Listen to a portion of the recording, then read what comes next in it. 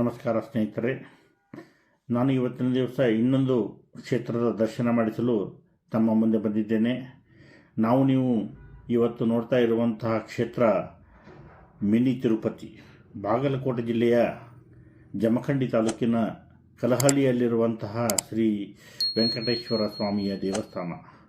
ಯಾರಿಗೆ ತಿರುಪತಿಗೆ ಹೋಗಲು ಕಷ್ಟ ಸಾಧ್ಯವೋ ಅವರೆಲ್ಲ ಈ ಕ್ಷೇತ್ರಕ್ಕೆ ಮೇಲಿನ ಮೇಲೆ ಬಂದು ತಿರುಮಲನ ದರ್ಶನ ಪಡೆದು ಪಾವನರಾಗ್ತಾ ಇದ್ದಾರೆ.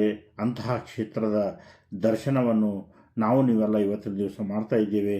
ಬನ್ನಿ ಸ್ನೇಹಿತರೆ, ನೋಡೋಣ ಶ್ರೀ ವೆಂಕಟೇಶ್ವರ ಸ್ವಾಮಿ ದೇವಸ್ಥಾನ.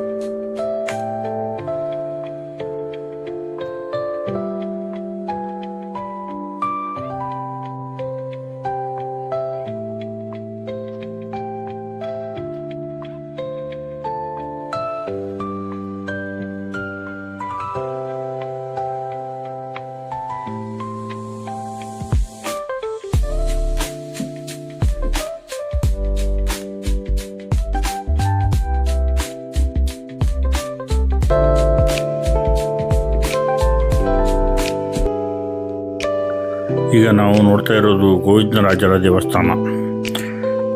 ವೆಂಕಟೇಶ್ವರ ಸ್ವಾಮಿಯ ದೇವಸ್ಥಾನ ದರ್ಶನ ಪಡೆಯುವುದಕ್ಕಿಂತ ಮುಂಚೆ ಗೋವಿಂದರಾಜರ ದರ್ಶನ ಪಡೆಯುವುದು ಇಲ್ಲಿಯ ಸಂಪ್ರದಾಯ. ಈ ದೇವಸ್ಥಾನದ ಸುತ್ತಲೂ ಒಂದು ಪ್ರದಕ್ಷಿಣೆಯನ್ನು ಹಾಕುತ್ತಾ ಸ್ವಾಮಿಯ ದರ್ಶನ ಪಡೆಯೋಣ.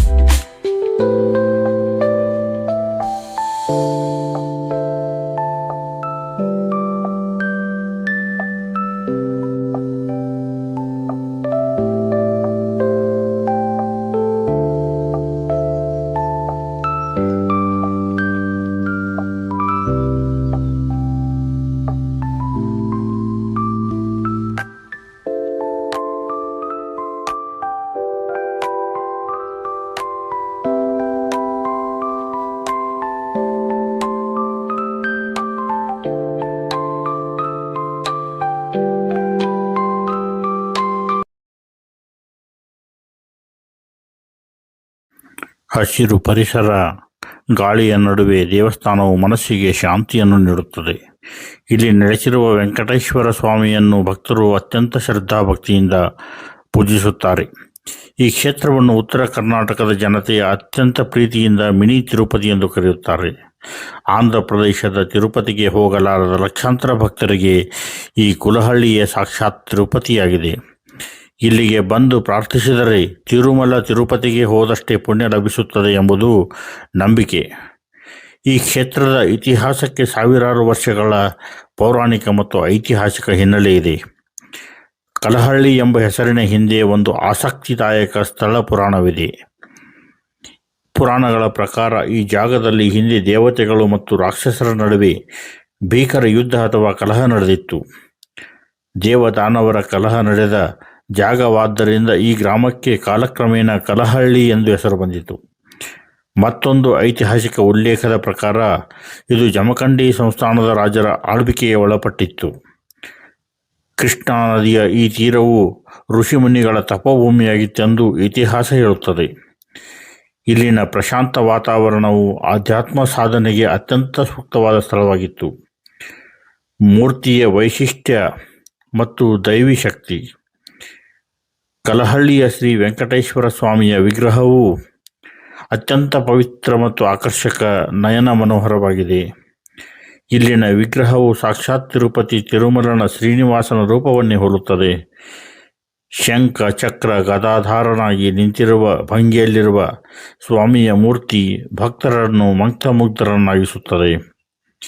ಕಪ್ಪು ಶಿಲೆಯಲ್ಲಿ ಕೆತ್ತಲ್ಪಟ್ಟಿರುವ ಈ ಮೂರ್ತಿಯ ದರ್ಶನದ ಮಾತ್ರದಿಂದಲೇ ಕಷ್ಟಗಳು ದೂರಾಗುತ್ತವೆ ಎನ್ನಲಾಗುತ್ತದೆ. ಸ್ವಾಮಿಯ ಮುಖದಲ್ಲಿರುವ ದಿವ್ಯ ತೇಜಸ್ಸು ಮತ್ತು ಮಂದಸ್ಮಿತ ನಗು ಭಕ್ತರಲ್ಲಿ ಭರವಸೆ ಮೂಡಿಸುತ್ತದೆ. ಈ ವಿಗ್ರಹಕ್ಕೆ ಪ್ರತಿದಿನ ತಿರುಪತಿಯ ಶೈಲಿಯಲ್ಲಿಯೇ ಸಾಂಪ್ರದಾಯಿಕ ಪೂಜೆ ಹಾಗೂ ಅಲಂಕಾರವನ್ನು ಮಾಡಲಾಗುತ್ತದೆ.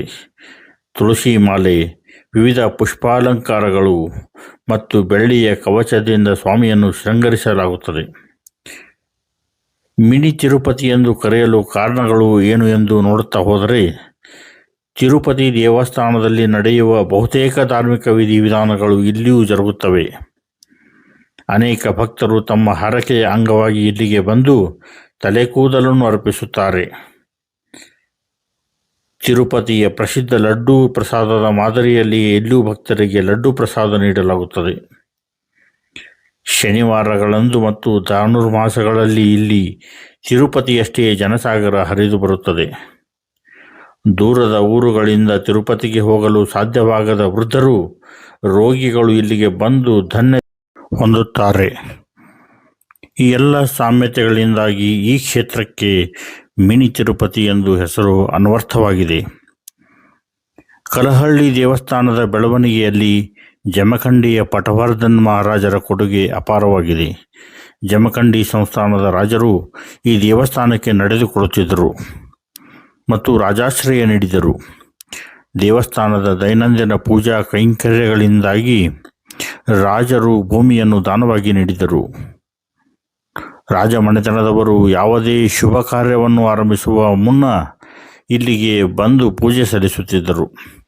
ಇಂದಿಗೂ ಇತಿಹಾಸದ ಆ ಕುರುಹುಗಳು ಮತ್ತು ರಾಜರ ಕಾಲದ ಸಂಪ್ರದಾಯಗಳು ಇಲ್ಲಿ ಜೀವಂತವಾಗಿವೆ. ರಾಜರ ಕಾಲದ ಶಾಸನಗಳು ಮತ್ತು ಐತಿಹಾಸಿಕ ದಾಖಲೆಗಳಲ್ಲಿ ಈ ಕ್ಷೇತ್ರದ ಉಲ್ಲೇಖವಿದೆ. ಸಂಸ್ಥಾನದ ಪತನದ ನಂತರವೂ ಇಲ್ಲಿಯ ಭಕ್ತರು ಮತ್ತು ಟ್ರಸ್ಟ್ ದೇವಸ್ಥಾನವನ್ನು ಉತ್ತಮವಾಗಿ ಮುನ್ನಡೆಸುತ್ತಿದ್ದಾರೆ. ಪ್ರತಿ ವರ್ಷ ಇಲ್ಲಿ ಜರುಗುವ ಶ್ರೀ ವೆಂಕಟೇಶ್ವರ ಸ್ವಾಮಿಯ ರಥೋತ್ಸವ, ಬ್ರಹ್ಮೋತ್ಸವ ಅಥವಾ ಜಾತ್ರಾ ಮಹೋತ್ಸವ ಅತ್ಯಂತ ಪ್ರಸಿದ್ಧವಾಗಿದೆ. ಈ ರಥೋತ್ಸವದ ಸಮಯದಲ್ಲಿ ಲಕ್ಷಾಂತರ ಭಕ್ತರು ಕಲಹಳ್ಳಿ ಗ್ರಾಮಕ್ಕೆ ಧಾವಿಸಿ ಬರುತ್ತಾರೆ. ವಿಜೃಂಭಣೆಯಿಂದ ನಡೆಯುವ ಈ ತೇರಿನ ಉತ್ಸವವನ್ನು ಕಣ್ತುಂಬಿಕೊಳ್ಳುವುದೇ ಒಂದು ಸೌಭಾಗ್ಯ. ಅಶ್ವಯುಜ ಮಾಸದ ನವರಾತ್ರಿ ಮತ್ತು ದಸರಾ ಹಬ್ಬದ ಸಂದರ್ಭದಲ್ಲಿ ವಿಶೇಷ ಪೂಜೆಗಳು ನಡೆಯುತ್ತವೆ. ವೈಕುಂಠ ಏಕಾದಶಿಯ ದಿನದಂದು ದೇವಸ್ಥಾನದಲ್ಲಿ ವೈಕುಂಠ ದ್ವಾರವನ್ನು ನಿರ್ಮಿಸಲಾಗುತ್ತದೆ. ಅಂದು ಮುಂಜಾನೆಯಿಂದಲೇ ಸಾಲಿನಲ್ಲಿ ನಿಂತು ಸಾವಿರಾರು ಭಕ್ತರು ಉತ್ತರ ದ್ವಾರದ ಮೂಲಕ ಸ್ವಾಮಿಯ ದರ್ಶನ ಪಡೆಯುತ್ತಾರೆ. ಪ್ರತಿ ಶನಿವಾರದಂದು ದೇವಸ್ಥಾನದಲ್ಲಿ ವಿಶೇಷ ಅಭಿಷೇಕ, ಅನ್ನದಾಸೋಹ ಮತ್ತು ಭಜನಾ ಕಾರ್ಯಕ್ರಮಗಳು ಸಾಂಗವಾಗಿ ಜರುಗುತ್ತವೆ. ಕೃಷ್ಣಾ ನದಿಯ ಹತ್ತಿರದಲ್ಲೇ ಇರುವ ಈ ಕ್ಷೇತ್ರವು ಕೇವಲ ಧಾರ್ಮಿಕ ಕ್ಷೇತ್ರವಲ್ಲದೆ ಪ್ರೇಕ್ಷಣೀಯ ಸ್ಥಳವೂ ಆಗಿದೆ. ನದಿಯಲ್ಲಿ ಪವಿತ್ರ ಸ್ನಾನ ಮಾಡಿ ದೇವರ ದರ್ಶನಕ್ಕೆ ಬರುವುದು, ದರ್ಶನ ಪಡೆಯುವುದು ಇಲ್ಲಿನ ವಾಡಿಕೆ. ದೇವಸ್ಥಾನದ ವತಿಯಿಂದ ಬರುವ ಭಕ್ತಾದಿಗಳಿಗೆ ಪ್ರತಿದಿನ ಉಚಿತ ಪ್ರಸಾದದ ವ್ಯವಸ್ಥೆ ಇರುತ್ತದೆ. ದೂರದ ಊರುಗಳಿಂದ ಬರುವ ಭಕ್ತರಿಗಾಗಿ ವಸತಿ ನಿಲಯಗಳು ಹಾಗೂ ವಿಶ್ರಾಂತಿ ಗೃಹಗಳ ಸೌಲಭ್ಯವಿದೆ. ದೇವಸ್ಥಾನದ ಆವರಣವು ವಿಶಾಲವಾಗಿದ್ದು ಭಕ್ತರು ಶಾಂತಯುತವಾಗಿ ಪ್ರಾರ್ಥನೆ ಸಲ್ಲಿಸಲು ಸೂಕ್ತವಾಗಿದೆ. ಪ್ರಸ್ತುತ ದೇವಸ್ಥಾನದ ಜೀರ್ಣೋದ್ಧಾರ ಕಾರ್ಯಗಳು ಭರದಿಂದ ನಡೆದು ಸುಂದರ ಗೋಪುರ ಮತ್ತು ಪ್ರಾಕಾರಗಳನ್ನು ನಿರ್ಮಿಸಲಾಗಿದೆ. ಪ್ರಕೃತಿ ಸೌಂದರ್ಯ ಮತ್ತು ದೈವಿಕ ಶಕ್ತಿಯ ಸಂಗಮವಾಗಿರುವ ಕಲಹಳ್ಳಿ ಇಂದಿನ ಯುವ ಪೀಳಿಗೆಗೂ ನೆಚ್ಚಿನ ಸ್ಥಾನವಾಗಿದೆ.